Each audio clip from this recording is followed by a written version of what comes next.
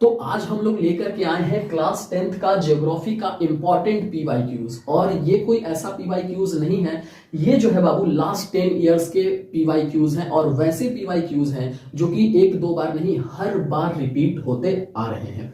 तो उसी को आज हम लोग करने वाले हैं। लगभग 25 ऐसे क्वेश्चन हैं जो कि हर बार एग्जाम में क्या होते हैं, रिपीट होते हुए आ रहे हैं। तो चलिए देखते हैं कि आखिरकार वो कौन कौन से क्वेश्चंस हैं जो कि बार बार रिपीट होते हुए आपके एग्जाम में आ रहे हैं। सबसे पहला जो क्वेश्चन है वो है, planning is the widely accepted strategy for judicious use of resource in a country like India, justify this statement. ये जो क्वेश्चन है आपका रिसोर्स एंड डेवलपमेंट वाले चैप्टर से यानी कि फर्स्ट चैप्टर से है और टॉपिक है आपका रिसोर्स प्लानिंग। उस टॉपिक से आपको यहां पर क्वेश्चन उठाया गया है, ठीक है।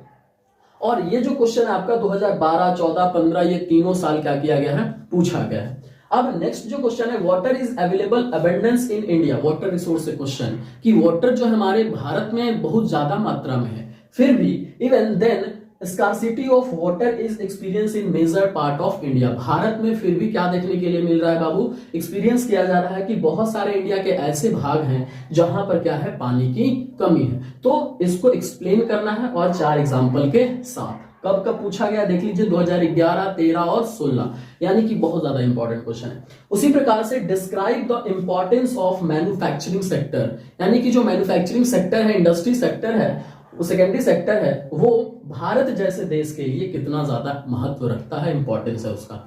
इसके अलावा जो सबसे मोस्ट इंपॉर्टेंट क्वेश्चन है, सबको पता है इसका आंसर, वो है आपका व्हाट इज सस्टेनेबल डेवलपमेंट। एक दो बार नहीं, देखिए 2010, 11, 14, 19, 20 इतने बार पूछा गया है कि सस्टेनेबल डेवलपमेंट होता क्या है।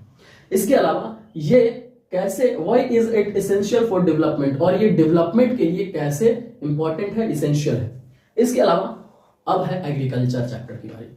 एग्रीकल्चर चैप्टर से पूछा गया कि name the crops which is use for both food as well as fodder. कौन सा वो क्रॉप है जो कि फूड के लिए भी और फॉडर के लिए भी इस्तेमाल किया जाता है, ठीक है। और क्या उसके लिए जियोग्राफिकल कंडीशन क्या क्या चाहिए, उसके ग्रोथ के लिए जियोग्राफिकल कंडीशन क्या क्या चाहिए, कैसी मिट्टी चाहिए, कैसा रेनफॉल चाहिए, ये सब चीजों के बारे में लिखना। और याद रखिएगा जितने भी एनसीईआरटी में आपके क्रॉप्स हैं, जितना भी आपके एनसीईआरटी में क्रॉप्स है, चाहे वो राइस हो, व्हीट हो, मेज हो, कॉटन हो, सबको आपको पढ़ लेना है। आपके एग्जाम में कोई जरूरी नहीं है यही क्रॉप्स आएगा, ये मेज का है, ठीक है। तो राइस भी आ सकता है, व्हीट भी आ सकता है, इस प्रकार से क्वेश्चन पूछ के।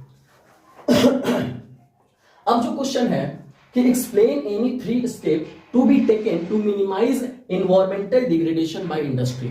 इंडस्ट्री के द्वारा जो एनवायरमेंट डिग्रेड हो रहा है दिन प्रतिदिन, उसको कैसे कम किया जाए, इसके लिए 3 स्टेप आपको लिखना है। और ये क्वेश्चन देखिए लगातार रिपीट है 2012, 13, 2014, ठीक है। तो आ सकते हैं, कोई दिक्कत नहीं। अब हम क्वेश्चन सेटर नहीं है, आप क्वेश्चन सेटर नहीं है, हम और आप डिसाइड नहीं कर सकते, लेकिन इंपॉर्टेंट है तो लगातार रिपीट हुए हैं तो जरूर ध्यान में रखना है। आगे है, why is agriculture called the backbone of the Indian economy. Agriculture को backbone of the Indian economy क्यों कहा गया है, इंपॉर्टेंट। 2018, 2020, 2022 रिपीट हो रहे हैं हर एक साल के गैप में। अगला है, what are the difference between primitive subsistence farming and commercial farming. Primitive subsistence farming और कॉमर्शियल फार्मिंग में क्या डिफरेंस है, तो ये बताना, एग्रीकल्चर का ही है। इसी प्रकार से describe any 3 measures to control of controlling land degradation. Land degradation को कंट्रोल करने के लिए कौन से वो 3 स्टेप अपनाया जाए कि लैंड डिग्रेड होने से बच सके।